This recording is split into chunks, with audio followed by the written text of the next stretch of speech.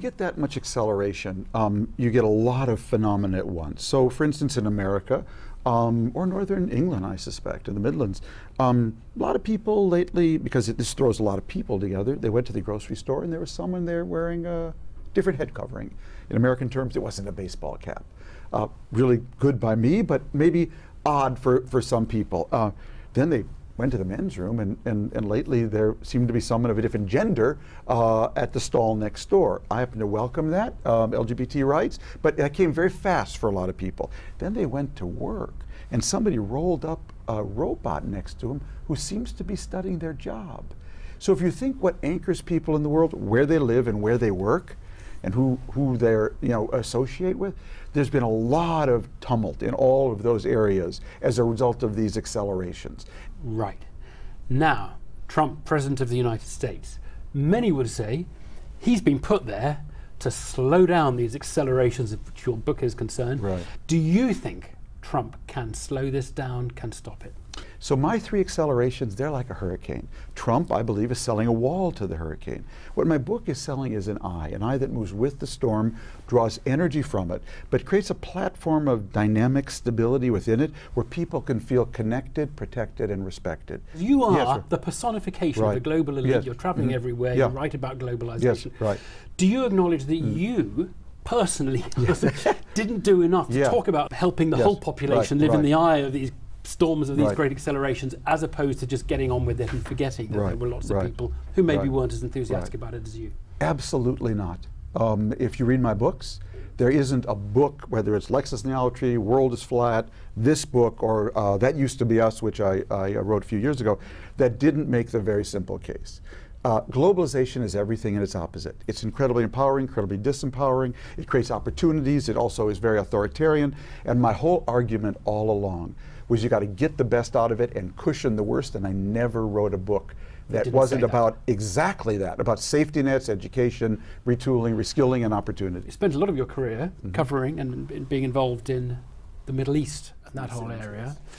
It's obviously another area, quite apart from globalization and all the other things we've been talking about, where Donald Trump appears to be marking quite a big change to previous regime. Israel appears emboldened to some extent by the arrival of Donald Trump in the White House. What is your view about what is going on and the change in policy there? So Donald Trump is the first man to win the American presidency with only one sentence, basically, on every issue. So one, or at the most one paragraph. And his paragraph on Israel basically is, I'm going to move the embassy, U.S. embassy, from Tel Aviv to Jerusalem and acknowledge that as the capital, even though it's in dispute, and we've never done that before in America. And basically to give Israel carte blanche. And that means basically encouraging Israel to go from a two-state solution to a one-state solution. Here's what Trump doesn't understand. Here's why that is incredibly reckless. As long as the debate within Israel and the broader global world Jewish community was over two states, then it was a debate between left and right. You think the line should be here, I think it should be there. It was a debate between left and right. When you go from a two-state solution to a one-state solution, the debate shifts to right-wrong. South African Israel or a democratic Jewish, Israel. And when that happens, Evan, you will blow up every synagogue, every Jewish institution in the world, because that debate will rip apart the entire Jewish community. So what's your advice to members of that community? Well, how should they react? My advice is very simple. Friends don't let friends drive drunk. And right now, in my view, the Israeli right that's governing Israel is driving drunk. And America did the kindest thing, Obama did the kindest thing it can to a friend who's driving drunk, and that was to try to sober them up.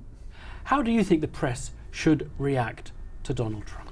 Well, I'm a columnist. I fortunately now just write one column a week instead of two, which is really great in the age of Trump, because if you engage with him too much, too often, and too closely, he will actually suck your brains out, because he is such an indecent person, capable of such indiscreet behavior, and that you can totally get caught up covering everything he does, and he also lies as he breathes. This is very unusual. That there's simply, his differentiation between truth and fiction, is just constantly elides back and forth. So my philosophy is watch his hands, not his lips. Always just watch what he's doing and focus on that, because if Democrats, if liberal Republicans who opposed him want to defeat him, they better not lose the signal in the noise. And the signal is this guy came out of nowhere.